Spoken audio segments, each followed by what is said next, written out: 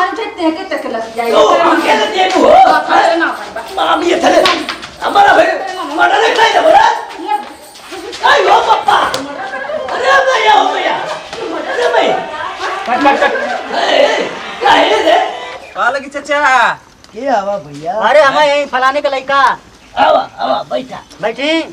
और का हाल चाल है? बढ़िया है? बढ़िया बाबू अब तोहरे सामने हमने ऊपर ना बैठ सकीला। बढ़िया आदमी हवा भाई बुजुर्ग हवा। नहीं हो बैठा नहीं नहीं ठीक है। चाचा एगो बहुत बढ़िया बहुत अच्छा खुशखबरी है सुनबा तो एकदम तुम्हार दिलवा एकदम गदगद हो जाए। एकदम उछल कूद के लगवा सीनो माच के चढ़ा जाई हो तू कमर खुद खबर है भैया जानत हवा सीटिया कंफर्म हो गई है। आ उ जानत हवा सीटिया सम्मान सुरक्षित महिला भइल है। हाँ महिला हो गई है हां लेकिन तोहरे घर में कोई महिला है? मतलब बूढ़ी है ये नहीं हो भैया कैसी है आ तो बूढ़ी ना है ना पतोहिया है ना बड़की। बा मतलब अरे पतो है के ले जाई जी चाचा पतोहिया के लेके जाइबा कोई देखता कोई धड़ाधड़ वोट मार दी। सही में हाँ कुछ कहू कि ना जरूरत पड़ी। ए भैया तैयार होई तब ना हो तैयार डिप्टी कलेक्टर डीएम एसडीएम भाई तू ही सब सब आवले येरा पहले यहाँ तो गोड़ धरियन काका नमस्कार हमार साला बतियाने पर जे लगे जे काफी मन के तो पढ़लहु ना ना जा।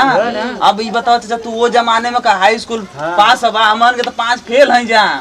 अभी बताओ उठ जाए हम ना एकदम एकदम बोल बाला तू आ रहा आइए हो गांव में जलवा भैया हमार हां तब तैयारी बनावा एकदम। चला जा प्रचार में। हाँ हो चला अब चला और एक प्रचार शुरू हो जाए एकदम एकदम चला हाँ चला एकदम चला चला भैया तो माला वाला ले आई अबे मर्दा माला का हुई मलवा डाले बात सही रही ना। मलवा से स्वागत कर ले ना सब रुका, गंगा माला जवर लिया, वाले सभी माला जनी है लिया, ना रुका, कि माला लगत लेके है कि प्रधानिया लड़ी हैं। अच्छे हाँ। टोपी ओपी कुल लिया भैया हाँ सब चीज आ जाए टोपी ओपी सब एकदम तो के सब व्यवस्था हो जाए। अल्लाह हाँ हो पर धोखा ना दे वालों ने एकदम ना धोखा अगर दिया धोखा देवे के रह तो तोरे साथे हमने अब ती ये सोनू भैया और टोपिया अरे यार, और टोपिया। बुला दिला का नहीं नहीं देखो देखो तो कोई ले ले ले ले वाह टोपिया था तो एकदम नेता बना देना एकदम इनके पैसा कपिल दादा के इनका कपिल दादा जिंदाबाद जिंदाबाद जिंदाबाद हमारा प्रधान कैसा हो कपिल दादा जैसा हो कितना लगती हो भैया एकदम बहुत दादा दादा हुआ तू चला चला गौवा में तुम चलो ओकर बाद देख लइका और के रंग जुटा देत जा बस जैसा हाँ, मतलब में ना एकदम गोड़वा पे गिर जाए एकदम लोट हाँ। जाए एकदम का है हमार गंगा में जलवा भैया खाली है तर करम बस कोई नहीं है टक्कर में मिला मिला दादा अरे काका प्रणाम अरे हमके वो टवर जीते यार अरे हमारे का राज रही हो ऐसे में जिता दे बाता तो हरिया उम्र का भाई यार टका कपिल दादा जिंदाबाद जिंदाबाद जिंदाबाद और सब भैया ठीक है ना अरे वो टवर तो दे बा अरे अब जीता दे बता हमारे तो अरे राज रही वोट बाकी है बाकी ना चाहिए बाकी कपिल या दादा बात। जिंदा एकदम एकदम जीते बा तो के धोती कुर्ता हमारे तरफ से फ्री ठीक ठीक हो गया टेंशन मत ला फौजी से मिल रहा हां दे कपिल दादा जिंदाबाद जिंदाबाद जिंदाबाद क्यों पड़े हो चिंता में क्यों पड़े टक्कर पहली याद कर यार कपिल दादा को जिताई है भारी से भारी मतों से विजयी बनाइए भारी मिट्टी से विजयी बनावा लोगा हमके ठीक तो है, हरो चलो, कदम पूरा चलो। कल्याण करो कपिल दादा जिंदाबाद जिंदाबाद जिंदाबाद क्यों पड़े हो चिंता में कोई नहीं है टक्कर में क्यों पड़े हो चिंता में कोई नहीं है टक्कर में अरे हमारा प्रधान कैसा हो कपिल दादा जैसा हो हमारा प्रधान कैसा हो कपिल दादा चुप रहा चुप रहा क्यों परे हो चक्कर में कोई नहीं है टक्कर में क्यों परे हो चक्कर में कोई नहीं है टक्कर में हमारा नेता कैसा हो कपिल दादा कैसा हो हमारा नेता कैसा हो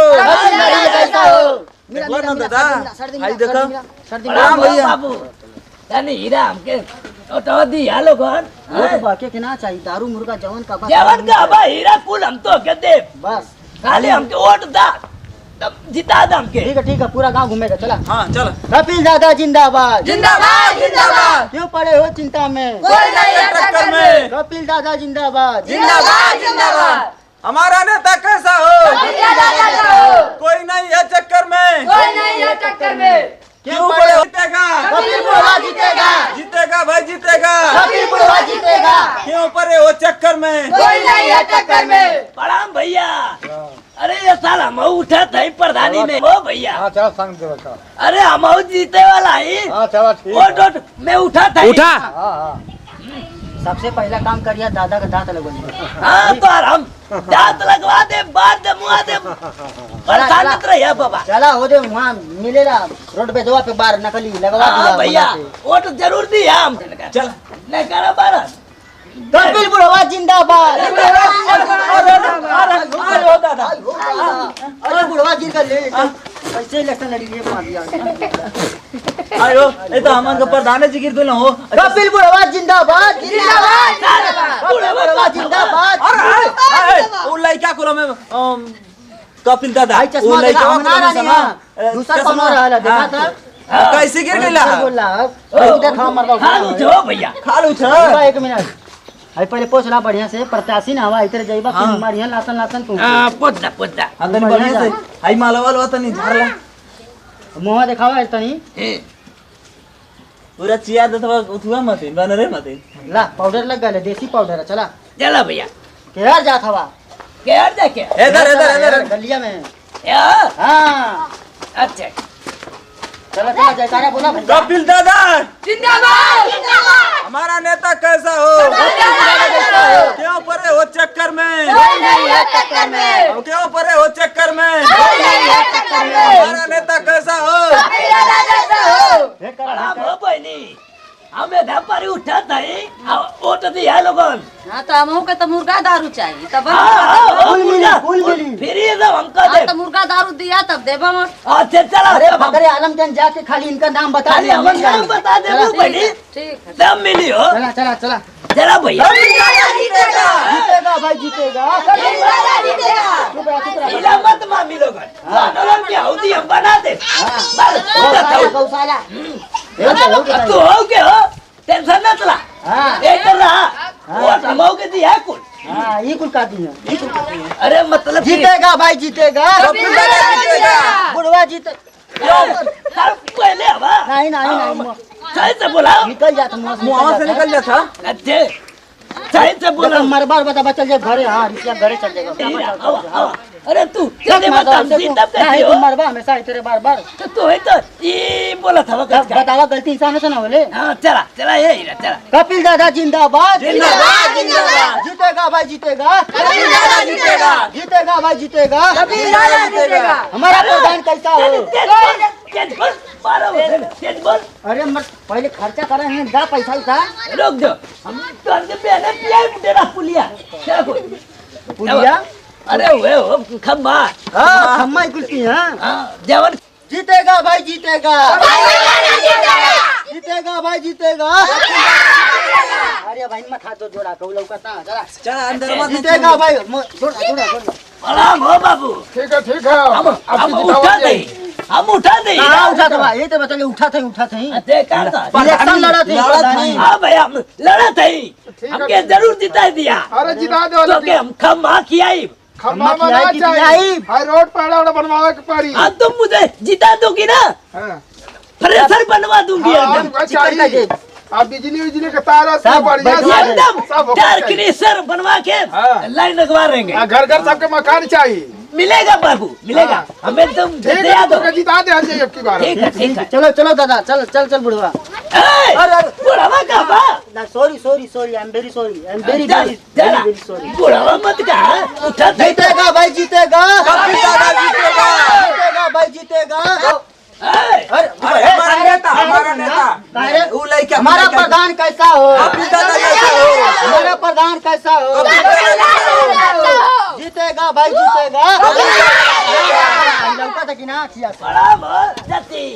अरे तारी हम उठती हूँ हमें जिता दिया। हाँ चला हम तो के दे बैठे ऐसा बहुत हाँ पूरा इसे एकदम भर दे पूरे से भर दूंगी मैं। घर पूरा हाँ चलो हमें चलो वोट देती रहने की। हाँ चलो चलो तो तू प्रधनिया में हिंदी या भोजपुरी कुल लगत हो बोले ए बाबू ये दूंगी उंगी का लगा दो तनी मने पी ले ले ना हो यही तो पहले ही पी ले बता कैसे चुनाव में प्रचार बढ़िया से कर अब ले पुरपुरा नहीं आई कहिया ले पैदल पैदल। जीतेगा भाई जीतेगा जीतेगा भाई जीतेगा क्यों परे हो चक्कर में कोई नहीं है टक्कर में क्यों परे हो चक्कर में कोई नहीं है टक्कर में। जीतेगा भाई जीतेगा जीतेगा भाई जीतेगा तो क्यों हो? अरे तारी हम उठती हूँ हमें जिता दिया। क्यों परे हो चक्कर में क्यों परे हो चक्कर में हम तो के दे बैठे ऐसा बहुत जीतेगा भाई जीतेगा पूरे से भर दूंगी मैं। घर अरे कितना नौकरी का चल क्या अरे हम उठा ले हो प्रधानी में क्या हुआ तुम कहाँ से उठा लाओ पटवानी अरे भौजी यह कहवा दादा कपिल दादा हम यह कपिल दादा हमें चुनाव लड़त में ना प्रधानी का गांव से बड़ा जीजा मरगा बड़ा जीजा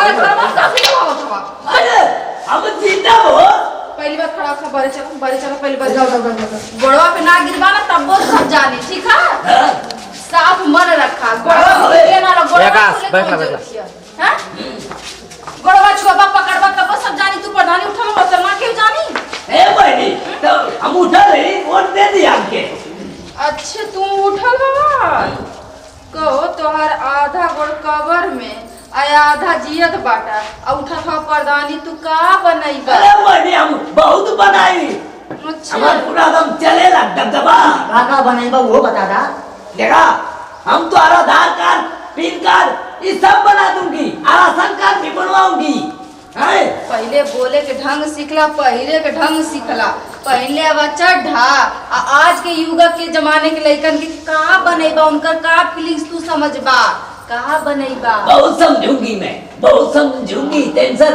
क्यों लेते हो पढ़ाओ अरे पढ़ावे क्या इनके ऐसन प्रत्याशी गौवा भर में क्यों ना अरे कपिल दादा अरे तू इंडिया बोलत बोलत भुला जात बा भौजी पढ़ले बीए कैले है अच्छे आता नहीं भोजपुरी बतियावा बढ़िया से बहनी सही है हां बहनी हमके जिता दा तो क्या अरे तू का जितबा तू बल्कि राहे दे तारे अपने घर से केहू के खड़ा करता त निको लगत तू का उठा था प्रधानी हां अरे हमके बहुत लोग वोट दे दिया अरे क्या दे उठा तुम बस झूठा कहां से था बहुत वोट दे दिए क्या दे काका हो जाती है हां तू ना देबू तो क्यों ना दे क्या वोट दे बस खाली वोट काटे खातिर उठल और कुछ करत ना आवल नहीं हो जीत काई के बनावल जाला पहले 2-4 साल गांव पूरा के बनावल जाला देखावल जाला तब वोट उठल जाला हम जीत जाए तो जैसे लगा था कि जबनिया चढ़ाउले से जीत जाइए जल्दी जल्दी हाय दूठे लुहेड़ा ले आवाज जीत अरे जाइए तू है ए भौजी देखा हम जाते बहुत बेगे ए रास्ता हो